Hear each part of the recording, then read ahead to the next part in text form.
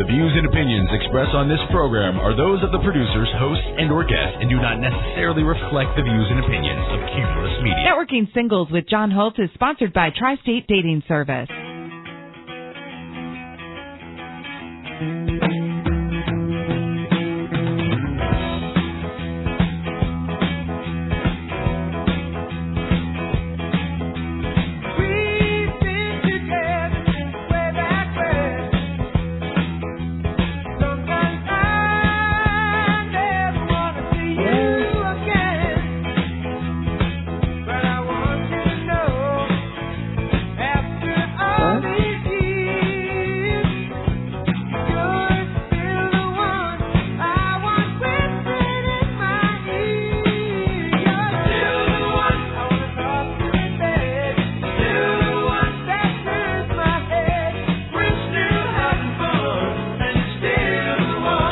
Folks out there, active listening is very crucial for men and women. Really listen to one another, folks.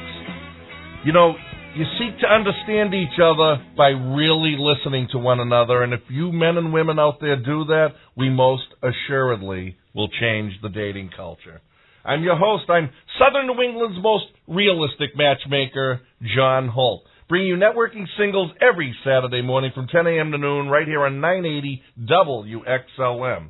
My guest is Heather Havenwood. Her book is titled How to Win the Game of Dating. Heather is one woman who finally exposes the secrets of the game of dating. Boy, Heather, you take them on, don't you? I do. Hey, John, how are you this morning? Good. You take on the tough projects, don't you? You wrote a book about dating is a game, yes. Guess what? I always tell single people, they come to me, I'm tired of the games, John, I'm tired, And I say to them, but dating is a game. So true. It's so true. It's like a football player coming to you and whining, saying they don't like to get hit. Part of the game. Getting back in the game. Get back out there. That's part of the game. And so if they can look at it differently, like it's a dance and it's a fun game and it can be exciting and different and unique, and not put so much emphasis on the heaviness and the negativity. It can be a lot of fun for people in the dating space and the being single. And you also have a website, www.datingtriggers.com, right? Thank you. Yeah, datingtriggers.com. You can check it out. It's really geared towards men specifically. I speak to men from a female perspective, where I say, hey, guys, let me explain to you how we think and what we really want and why we think this way. Because what I find is that men today they're confused. And I fully understand why they are confused. There's a lot of things being out there negatively, being castrated. I personally think it's a lot of negativity towards men today than it was 10 or 15, 20 years ago. And so I really want to help men through that process of how do if I've been in a marriage for 10, 15, 20 years, I find myself, single, how do I have a different view on it? How do I have a different view on finding and attracting the one that they want? They're very frustrated, Heather, a lot of men. They are. But for good reason, John. Really for good reason, because I think the media today and the movies, the shows, they show a very weak person, a weak man. The woman's running everything. And I'm okay with the shift, and I understand that. At the same time, women really actually want a man. And what that looks like and what distinction a man looks like is someone who is in charge and someone who feels confident about themselves and knows what they want in life. Women want to be with a person and a man in their life that knows and can lead the conversation or lead the life. And so control is not leading, right? So when you think of when you're dancing, you and I are dancing on the dance floor, okay, you're the man, you're going to lead. Now I follow and I dance with you. You're not controlling me, you're leading. It's very different, right? If you and I are dancing and you're not leading, we're just kind of hanging out. You know what I mean? We're just sitting there looking at each other. So that's what women really want, even though they're very powerful and they have all the things materially they want in career, they still want that feeling of being led by a man inside of a relationship. Well, this is true. I agree. But getting the men to understand this is a difficult proposition, isn't it? Because they're confused. They're confused. It's not, and again, I don't think it's their fault. They've been told a lot of things in the last, I say 10, maybe 15 years. And then they have their particular view of their relationship, maybe their past relationship with their wife or ex-wife now. And then they also have their view of their parents. And then the new view, which is what I call the metrosexual man, which is fine. But again, at the end of the day, women innately, energetically, on a core level want to be in a situation where a man leads. And again, that's not control. So here's a good example. So girl and guy are talking about going out to dinner, right? And he says, whatever you want. And she just looks at him like, really? Like, can you give me some choices? Because she still wants him to lead. So better way to answer that is, okay, great. Well, how about 3 options? Option 1, 2, 3, and 4. And then she gets to choose. Now, women love to choose. That's why we have shoes. Okay, we love, love, love, love, love. You give me a menu, I love to choose. Because I feel like I'm dancing with you. I'm in partnership with you, right? You're not just saying we're going to this one restaurant. It's like, here's a few options. Oh, great, let's go to this one. It's an opportunity for us to partner with you. Does the dance that men and women do together, does it become very, very complicated, and as a result of the complication, people drop out with one another rather than hang in? I told in the first hour, I talked about chemistry. I told men it's okay to embrace, that women like a little bit of mystery. They want to embrace it. They do. Look, I'm born and raised in Texas, okay? I'm a Texas girl, and I grew up country dancing. Really, when I was 16, that's where we went. We went to country Western bars to dance, and we would dance. I dance with strangers, dance with friends, whatever, people that we meet. And energetically, sometimes I would never even know the person's name, the guy's name, but we're dancing, and there would be this, like, chemistry, because he would embrace me, and he would take me in and just, it was like fun, and who's that guy? And so, of course, he'd be like, see you later. And I'm like, no, let's continue this dance. That's the kind of guy that I wanted to, like, get his number. How are you? What's your name? What do you do? What's going on in your world? So that's the same energy that women want in life. Right? Except women want to feel special, right, Heather? We do. We want to feel unique and special, but also embraced, be able to be embraced. There's nothing positive when I shake a man's hand or I'm country dancing with him and he's kind of like, he's weak. You know what I mean? Like he's kind of energetically weak. It's very unattractive. I don't want to finish the dance. I don't maybe want to do business with them or meet him if the handshake is kind of weak. And I'm saying this from a tactical perspective to understand from an energy perspective. That's the energy that women are moved away from versus attracted to. Well, the old idea of emasculation, then it's not an old idea. It's one that's very prevalent. Very, very. It really is. And I've done shows, actually, on what I call the agenda behind that, and gone into detail about that. But, see, this is where the confusion comes in. Yeah. And then we get role models. As the boys are growing up, they get role models. And then they get taught certain things based on an agenda, Heather. You know where I'm going with this, right? Yeah. And so, therefore, then the confusion gets even worse, doesn't it? It does. I mean, I think one of the worst Disney movies ever is Cinderella, okay? And here's why. It trains the little 2-year-old in this idea that we just, a Prince Charming is going to come and sweep us away. Yes. It also has a negative connotation for men, that they have to be the one to sweep away and to fix everything, and like it has to be the stud all the time. You know what I mean? And I think that's a huge burden. And if they don't feel that way, Heather, then they shrink into the wall at that point. Exactly. If they don't feel, well, I'm not Prince Charming for you, right, then I can't step up for you. And see, from the beginning, you're always setting expectations about who you are and how you're going to be and what kind of man you are in general. But it's like putting your first step forward. It's creating confidence with each step, not necessarily having to have this big confidence before you take a step. Do you believe, Heather, that men have lost their way to a larger extent in how to communicate effectively with women? Huge. Yeah, I see it every day. I mean, I go to the gym every day with my boyfriend, who's this big muscular guy, or fiance at this point, and and then instead of bench pressing the weights, he bench presses Heather, right? He does. He's a pretty big guy. Yeah, he does bench press a lot. So it's interesting to see. We kind of watch dynamics a lot, social dynamics. We watch how men are communicating with women, and it's almost like they don't. You know what I mean? It's almost like it's our tools today with texting and whatnot has given permission for people not to communicate, right? And then they wonder why things aren't working in their life, not just in relationships, right? It's inside of communication, things happen. It's inside of communication, things work and don't work. And so people get a view on something and then they just push it away versus actually getting communication. I see that all the time in business, with people in their 20s and 30s. You know, we hire them all the time and they don't know how to communicate everything, especially specifically for men. Right. So I think it's interesting. I think it's also, if you watch what I call the media, the sitcoms, I don't watch them, but I've seen some of them, and they really show that it's cool to be weak. It's weird. I don't even know how to describe it necessarily.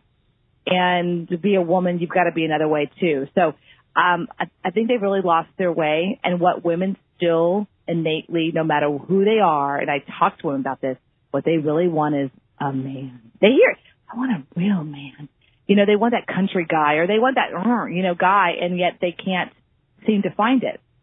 And it's not their fault. I've often said to people, I said, it's okay to compete. Men and women compete in the business community. That's just fine.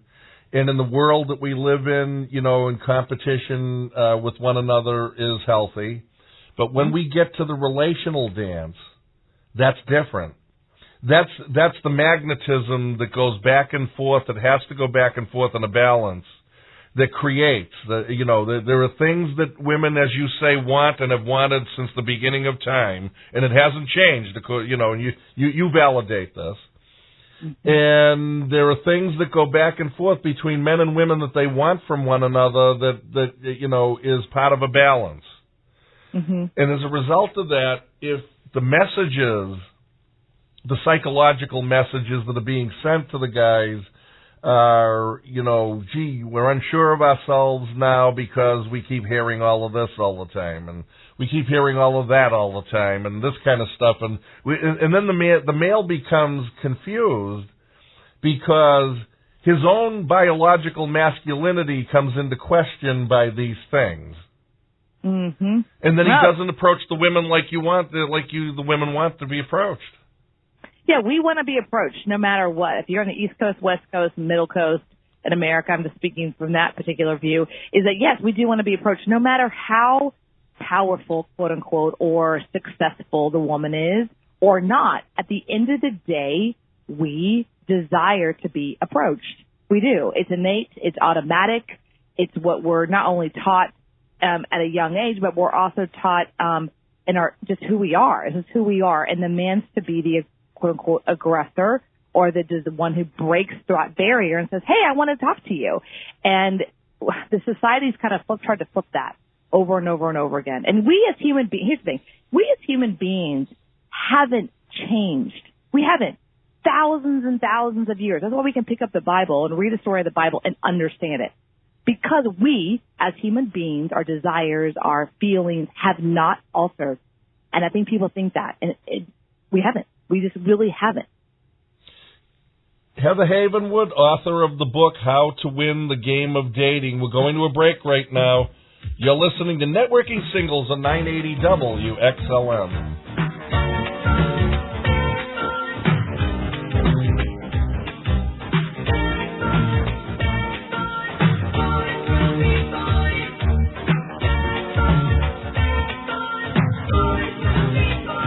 It really is a great idea to have a real professional, personal matchmaker on your side, especially a matchmaker who knows great single people all over Connecticut, Rhode Island, Massachusetts, and Eastern New York. Sincere singles like you.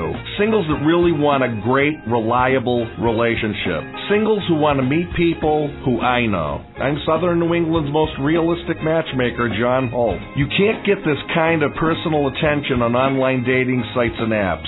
John Holt, professional Matchmaker has a no-nonsense, attentive, professional approach to realistic matchmaking. John meets everyone in person. You get security and safety in matches from Tri-State Dating Service. Avoid disappointing online dates. Visit www.tri-statedatingservice.com or call 1-800-252-6210 between 8 a.m. and 10 p.m. 7 days a week. Tri-State Dating Service, standing by you in the world of dating. The Weather Station, News Talk 980 WXLM. You're listening to Networking Singles with your host, John Holt, on News Talk 980 WXLM. You can stream the show live or hear the podcast later at WXLM.FM. Find out more at TriStateDatingService.com. John is taking your calls at 860-442-9956 until noon today. That's 860-442-9956. Now, back to Networking Singles on News Talk 980 WXLM.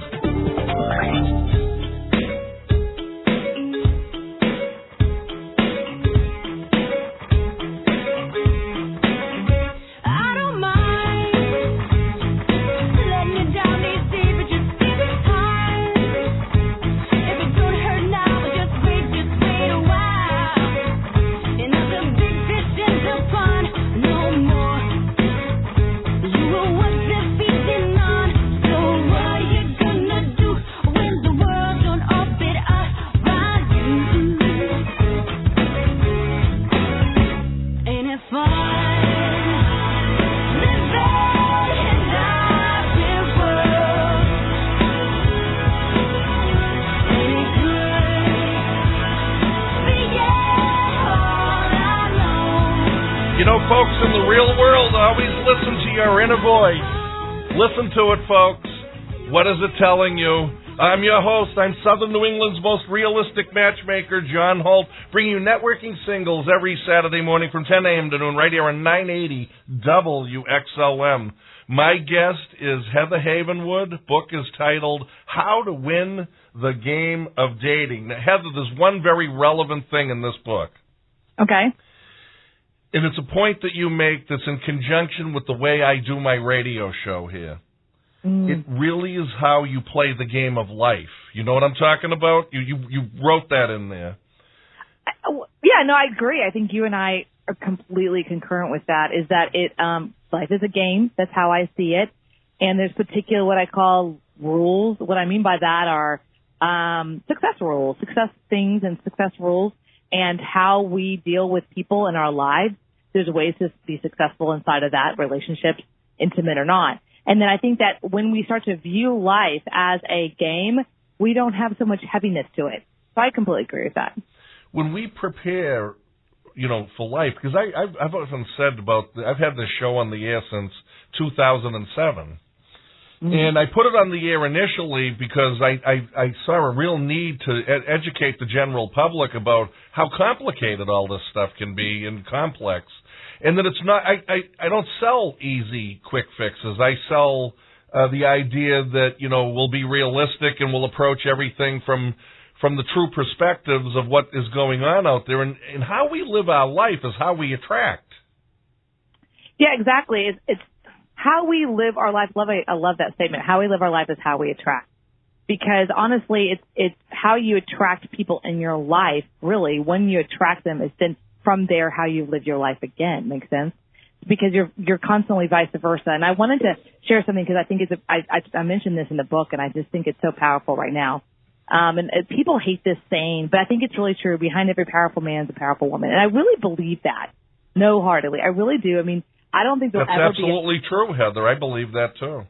I do believe that, and I think that I honestly believe there will never be a single man president of the United States. We'll never have a single man run or woman run, a single one. I don't see it happening. Not because it's not possible, right, to have someone who's single run the United States.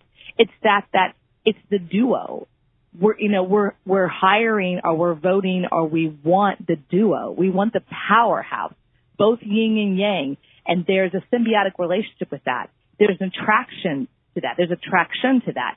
And I think that's what we all desire in life, is to be able to be our full self and our full powerful self and to have a partner that can match us at that level. and take us to another level. And you illustrated it in the book when you talked about how all the first ladies of the United States were powerful women.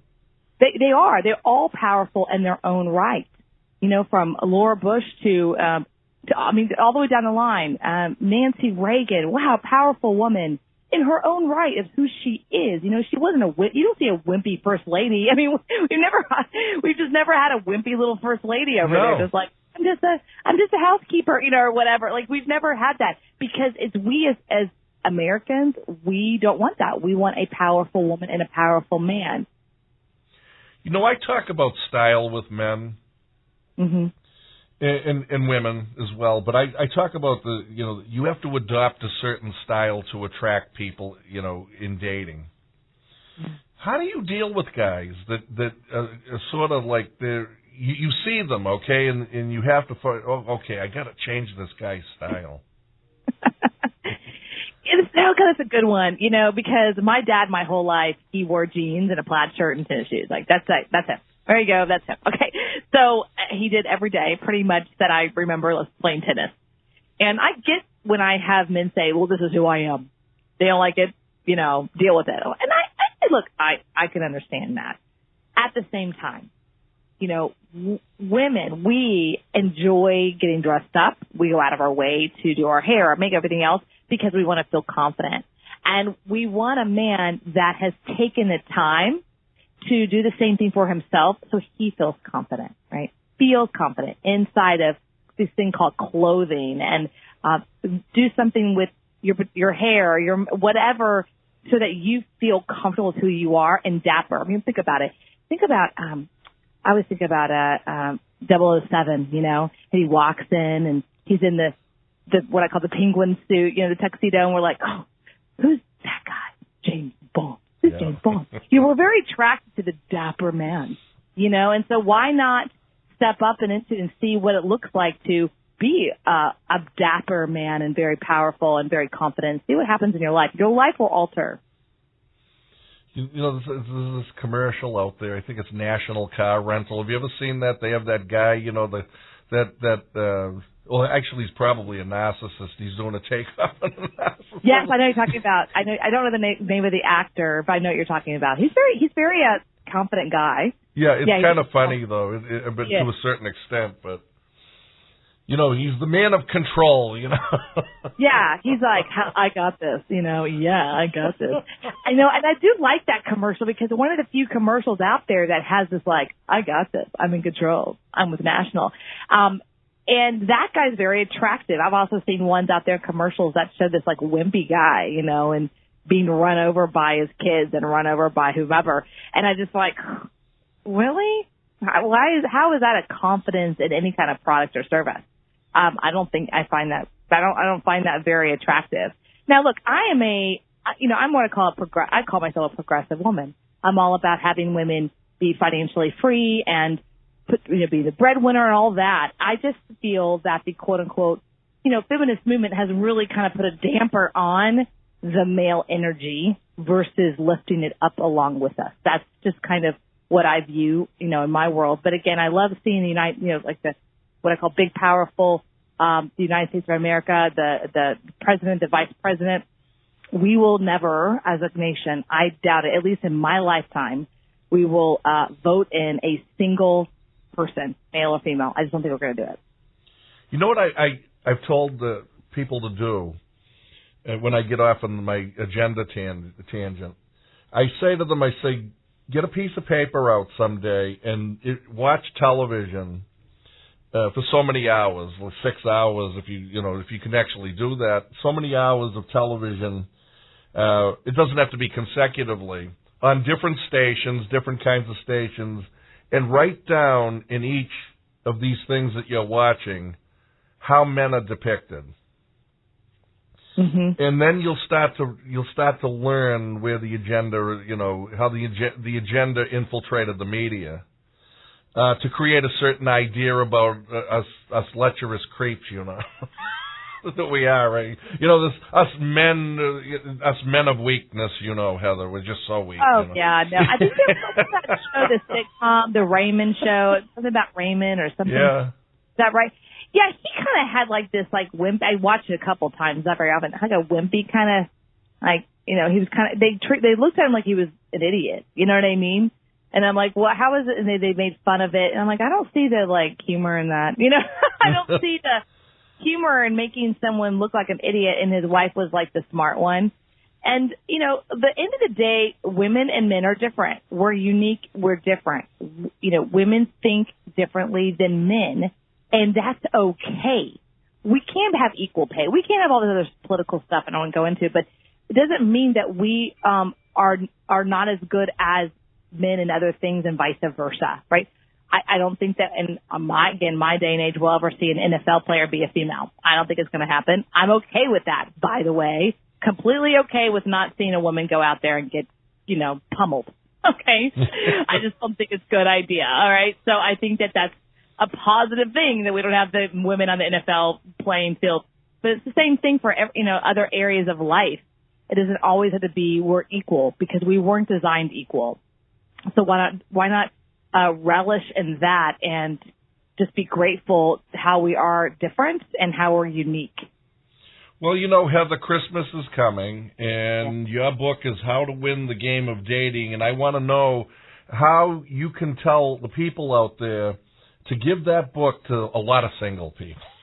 Yeah, thank you. Yeah, please give single people. You know, it's really designed again for men and how to tap into their confidence, how to tap into who they are as a man, and you know, start approaching females from a different perspective.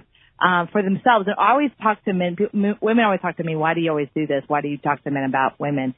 And I'm like, I think, again, like we talked about, men don't understand what's going on with the women today, but also women really affect men every day in their business. They work for women, or they have women who are equal to them or subordinates, either way. They're moms or sisters. You know, there's a totally different dynamic relationship. Wherever they go, they're surrounded by women, right, on some level. So they don't know how to deal with that every day because things have changed so much in the last 15, 20 years. So how do people get this book? Because I want them to give it to their single friends. Thank you. You can actually go to Amazon, or you can just go to heatherhavenwood.com/Amazon, and it'll take you right to that page. And I read it. It's a good book. Okay. And, you know, I always read these things before I have somebody come on and talk about them. Now, in your book, it says why dating younger women doesn't always work. So tell the men out there, the older ones especially, why this might not work. Okay, John, you and I talked about this before, but here's the thing. What I find is, let's say men in their, 50s, okay, 40s, 50s, 60s, and they came out of a divorce, and their automatic is like, go younger. Like, that's like, I don't know, it's like an automatic response. And I'm always like, guys, look, I get it, you know. But what they do is they try to find a younger girl, a woman, who he treats like his ex-wife when they were younger. Does that make sense? Like they're trying to go backwards in time versus actually finding someone that's where they're at today. It's like they're buying an old car so they can reminisce. That's one thing they do. The other thing I say to them is the younger you go, okay, the more drama you get. So if you're in your 40s and 50s and you like to have a nice, relaxing Friday and Saturday night drinking wine and maybe relaxing at home, she probably doesn't, right? So it's not a match on where you're at, right? So I think that I always tell men, that's fine. You want to date younger, no problem. But the younger you go, the more drama you get, okay? Just so you know, more drama in their life because that's just where they're at in their life. In their 20s and their early 20s, I had a very dramatic life. My life was over the top dramatic, and that's normal for most women in their 20s because they're trying to figure things out in their life. So that's fine if you want to do that. I have no problem with that, but just be aware. Be aware. The more younger you are, the more drama you get. You know, I talk to people about what I call eternal youth, and I say, you know, if you're able to do things going through life a certain way, and you're able to function and be happy and all of those things, you can have a youthful thoughts and carry those out. But unfortunately, time draws us from one end of birth to, unfortunately, death. And so along the way, we live our life a certain way. And I say to people, you know, relatively speaking, you relate better to those that are close to you in age. Now, I tell men all of the time, I say, it is okay to go out with younger women. Now, here's my version of younger women for men. 1 to 10 years younger than them. Mm. You know, I start to talk to them when they start telling me about, further than that, I say, okay, it is possible. Nothing's impossible. However, we start going in that direction, many of them won't take you up on it unless there are other mitigating circumstances that they see in you that will allow them to get in there. But for the most... John, you tell me, but I think that men who focus on the age, like 10 years, 5 years, 16 years, whatever the number they're giving you, I find that the men doing that, it's like they're trying to overcompensate for something versus saying to you, hey, help me find a woman that I have fun with and that I can have adventure with and we could do things with. I'm not worried about the age. I'm worried about who they are as a person. I think that's what I find. I don't know what you find. Well, there was a guy that said to me, John, how they get after they turn 60. And I said, well, I will ask you to enlighten me, I said to him in a minute. I said, but how do you explain the 66-year-old woman that I have in my service that ran in the Boston Marathon last year? I said, how was she supposed to get? I said, what was she getting like, I said, and if I showed her to you, this is a 69-year-old man I'm talking to, okay? If I showed her to you, I said, and showed you others that are even 50, I said, you might look at her and say, well, wait a minute. She looks in better shape and more attractive than women 15 years younger than her. Absolutely. So it's how you kept yourself. It's how you continue to keep yourself. Yeah, it's how you keep yourself in your mindset. Yeah, I've definitely met women in their 60s that are just rocking, like rocking. I've also met women in their 30s that look like they're 80, you know what I mean? So, so it's just not about the age, and it's about the mindset and where they're at mentally and emotionally and spiritually and whatnot, and if it's a match for you, and your adventure. Maybe you like motorcycles. Maybe she does. Maybe she doesn't. Maybe you should focus on that versus she's got to be 30. It doesn't mean that she's going to look great when she's 40. So you have to really look at that. But I find the men that say to me, well, I have to have a woman who's 15 years younger or more. I find like, what's that about? Why are you so focused on a number, versus just finding and attracting the person that works for you in your life? Why not focus on that? Have you ever seen the Senegenics commercials with the guy that's and it's like, and I'm saying it's probably human growth hormone that they're selling. I don't know what it is. But, and I heard some, we can hold these thoughts because we're going into a break. But I also heard that what might happen is, you could get cancer cells might start growing faster from taking that stuff. Anyway, you're listening to Networking Singles on 980 WXLM. It really is a great idea to have a real professional, personal matchmaker on your side, especially a matchmaker who knows great single people all over Connecticut, Rhode Island, Massachusetts, and Eastern New York. Sincere singles like you. Singles that really want a great, reliable relationship. Singles who want to meet people who I know. I'm Southern New England's most realistic matchmaker, John Holt. You can't get this kind of personal attention on online dating sites and apps. John Holt, professional matchmaker, has a no-nonsense, attentive, professional approach to realistic matchmaking. John meets everyone in person. You get security and safety in matches from Tri-State Dating Service. Avoid disappointing online dates. Visit www.tri-statedatingservice.com or call 1-800-252-6210 between 8 a.m. and 10 p.m. 7 days a week. Tri-State Dating Service, standing by you in the world of dating. The Weather Station, News Talk 980 WXLM.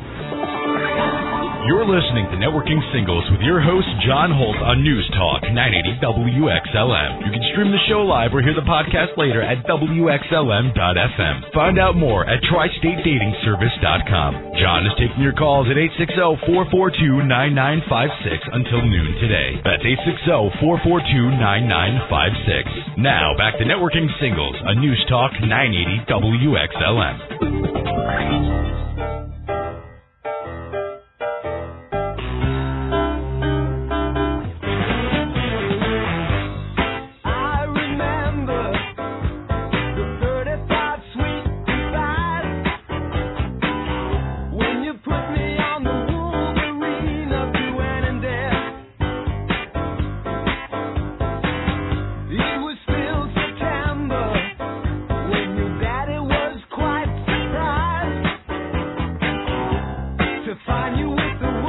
Get the positive discipline that gets you on the right path to relational success. And it's up to you folks out there to be accountable for the knowledge and understanding of the opposite sex. You really must do that. You really have to understand. Men must understand women, and women must understand men. That's how it works. Now, Heather, we were talking about the eternal youth. the guy on the Centergenics commercial, yes. Oh, my goodness. Commercial, he's hot. And he is, yeah. He got even hotter as he got older, didn't he? From taking that pill, whatever. I still swear it must be human growth hormone. Anyways, so, and then he's got the nice young girl there, you see. They talk about how, he's just so sexual, he can't even stop anymore, And of course, this appeals to the men, the male psyche of wanting to be young forever. Of course, women do too, but, it's not reality, though. We know that. But then again, on the other hand, though, I say to people, continue to exercise, continue to keep yourself in shape, continue to try to do everything you possibly can do, but why can't we do it with women closer to our own age instead of this other crazy idea? Well, there's a couple things. One, I think women exercise and try to, women are way more vain than men, way more vain. They do a lot more of what I call, different types of things with their body. They spend way more money on that stuff than men. Mainly because out of confidence is our desire to feel confident about ourselves inside of whatever relationship we're in or not. Men, I find, and tell me if I'm wrong, but this is my experience, is that men try to look good to attract a female. You know what I mean? It's very like an animalistic view, right? Yeah. You see that in nature, that the beautiful bird in many cases is the male, not the female, because the bird is attracting a female. So I find that men do that. And then what happens is, and you tell me if I'm wrong, again, I find that men, as they get older, if there's a situation they had was very difficult for them in their life, specifically with career or relationship, and they were hurt. They're hurt. The first thing that goes is their body, because they don't have that confidence and desire to attract anymore. And then all of a sudden they wake up one day, they're like, I want to attract again. Oops, I got like 50 pounds on my belly. What do I do here now? Right. And then they blame it on the female. Well, she just wants a man with money, or, why can't I get someone younger? I don't want this. There's a lot of blame and pushing out versus looking at yourself, mirror, right? Who you are is who you'll attract. I always talk to men about the more confident you are in who you are, the more confident of a woman you're going to attract. If you're low confident as a male, you're not going to attract a high caliber, confident woman. It's just nature. That's true. In the book, you say the most good-looking guy at the bar or the restaurant isn't what you and your friends are necessarily attracted to. Can you explain that? We're not. This is so true. I try to tell guys this, that it's not about the 80s movies, like the good-looking stuff in the 80s movies. I'm trying to think of like maybe Charlie Sheen or something, or Val Kilmer and in Top Gun. But we're not always attracted to that guy. What we're attracted to is a man of confidence, or a man that can share a story. I know that sounds weird, but have you ever been in a situation where in a room or a Christmas party or whatever, and you see a guy and he's sharing a story and people are like listening and laughing around him? Everyone's attracted to him. And why? Because he's being charismatic in some form or fashion. And we as human beings, we haven't changed in thousands of years. We are attracted to the charismatic person. And there's actually a study, and I wish I had the source, I'm sorry, but there's a study that was recently done that for women, the number 2 most attractive thing for them to be attracted to men is them how they tell stories, how they share stories, how they talk, how they communicate. Right? It's the number 2 thing that they're most attracted to, not the other way around, by the way. Okay, but women, we are attracted to men who can lead and talk and communicate. Communicators, we're very attracted to that. That is why I say it's not always the most good-looking guy in the room. You don't know how he is in a social setting. They call them social dynamics. Now, charisma, is it you're just out of luck because if you weren't born with it, you can't develop it? Or No, absolutely not. Charisma is a result of allowing yourself, working on yourself on being confident in who you are. What is confidence? I mean, confidence is a lot of things, but it's direction, clarity on what you want in life, clarity on what's going on in your world, the feeling of being that you're in what I call in control, meaning you know what's happening, you're aware, you're not running from everything, you're literally knowing what's happening, and you're completely aware. There's the feeling of confidence that comes from that. From confidence comes charisma, right? That's where charisma comes from. And that's what we all desire. Back in the 50s, think of the movies back in the 50s, 007 and those kinds of movies, the old Westerns. That the guys were these like kind of bad A's, confident, quiet types, It's just that's that Marlboro Man. Yep. That's what we want. We just don't want that. Can I have that guy back, Marlboro Man? Can we get that guy back? Because he's cool. So tell me something. What is core female energy? What is core female energy? Yes. Oh, wow. That's a great question. I would honestly say feminine energy is communication, the compassion, right? Compassion for where you're at, meaning ourselves and others. Feminine energy is being able to be, listen, not necessarily say soft, but listen, and being able to communicate in such a way where it doesn't feel like it's being dominating. That's a feminine energy. And men have feminine energy inside of them as well as women, vice versa. Just like you see women who have what I call a lot of testosterone energy or male energy. I think the more that men can tap into their feminine energy and understand it and not kill it off, the more powerful they are. Just like women, the more powerful they can tap into their feminine and masculine energy, the more powerful they are. If they try to kill one off, they're like killing half themselves. In the book, this is something that you said, too. It's really about having fun, having a great social life, and attracting wonderful women. I couldn't agree with that statement more. I mean, I talk about all of the time about putting the fun back in dating.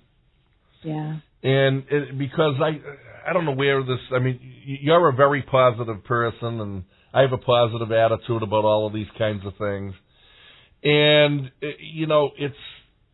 it's developing this likable stuff, this fun stuff that men and women can do together because, it's great. We only have one life, and men and women should have a lot of fun together. We get serious.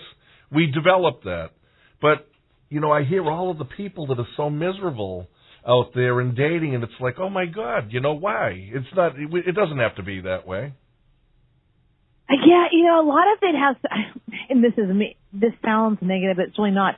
A lot of it's the technology. Now we have Tinder, Match.com, and there's that personal touch is far and few between. I mean, you do that with your dating services. You have that personal touch. You're not just a computer, spitting out here, you should go talk to this person. You really understand both sides, and you talk to them and communicate with them. But that's rare. I mean, that's rare today. Well, Heather, we have a caller now. Mark from Mystic is on the line with us. Mark, you're welcome to Networking Singles. Hi, Heather and John. How you doing? Good, good. How are you? Oh, pretty good.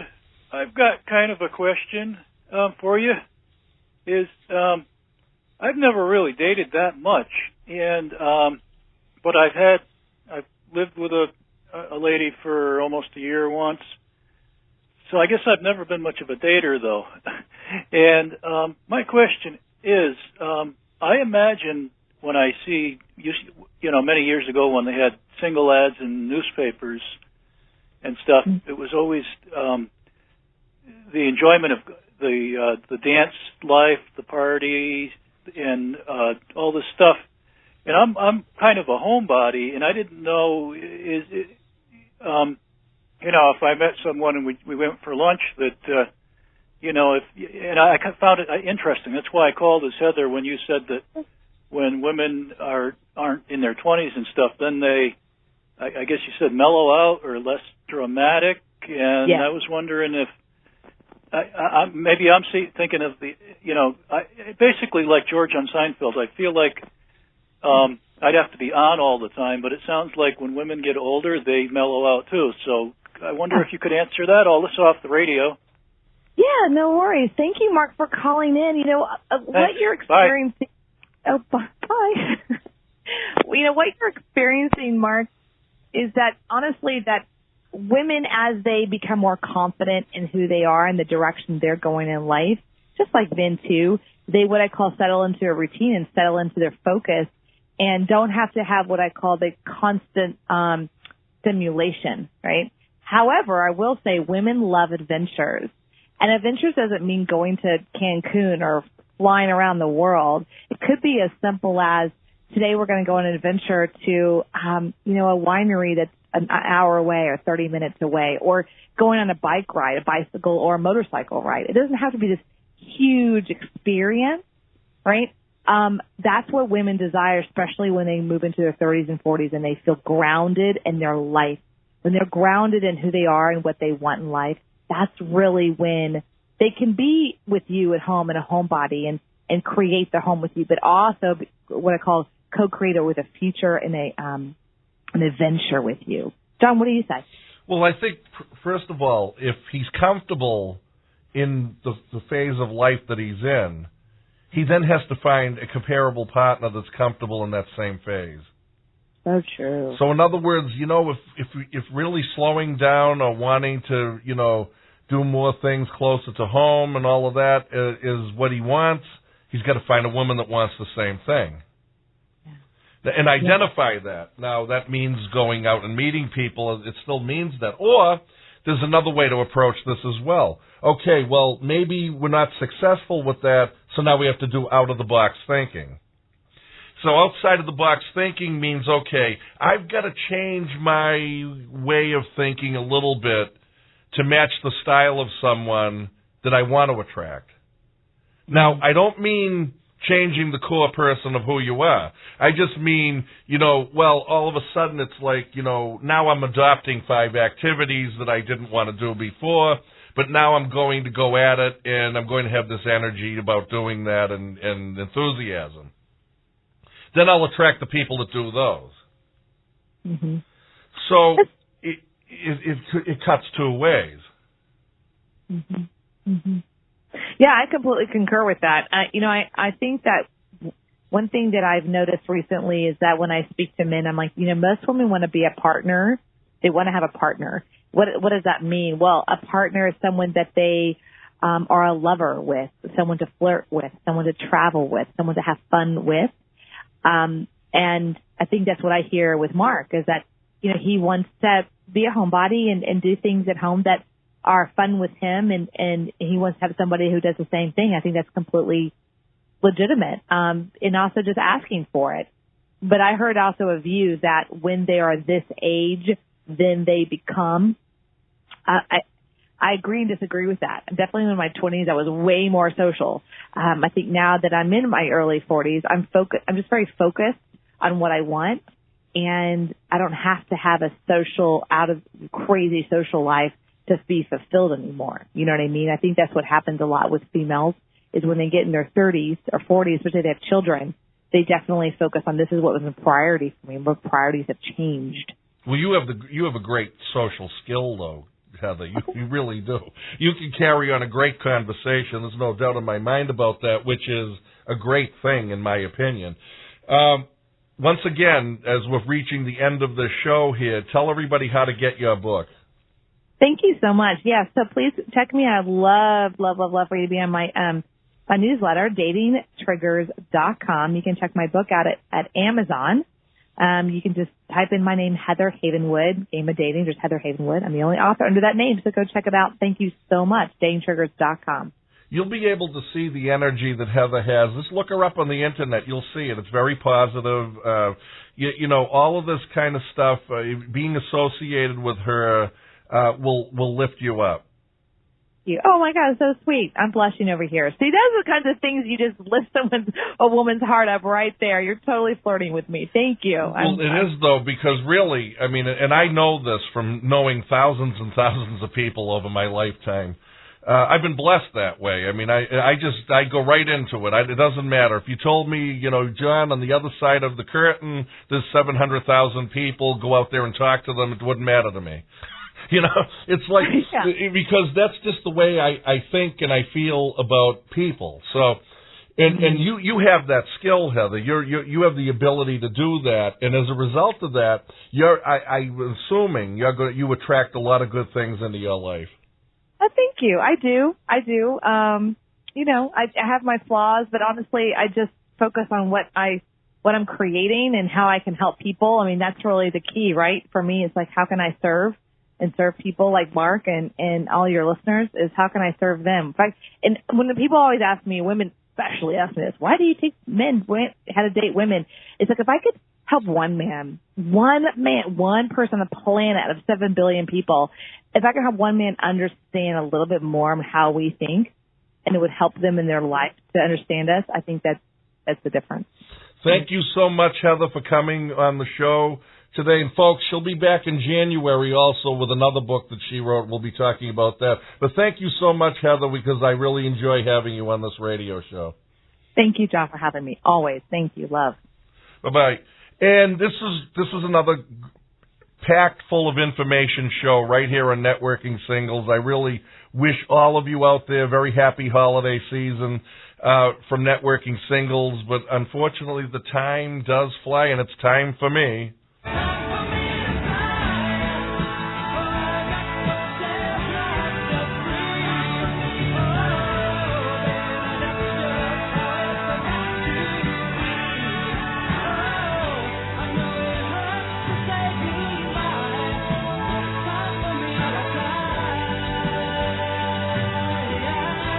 It really is a great idea to have a real professional, personal matchmaker on your side, especially a matchmaker who knows great single people all over Connecticut, Rhode Island, Massachusetts, and Eastern New York.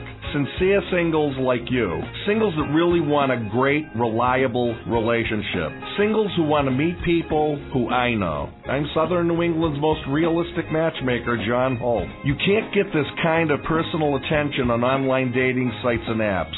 John Holt, professional matchmaker, has a no-nonsense, attentive, professional approach to realistic matchmaking. John meets everyone in person. You get security and safety in matches from Tri-State Dating Service. Avoid disappointing online dates. Visit www.tri-statedatingservice.com or call 1-800-252-6210 between 8 a.m. and 10 p.m. 7 days a week. Tri-State Dating Service, standing by you in the world of dating.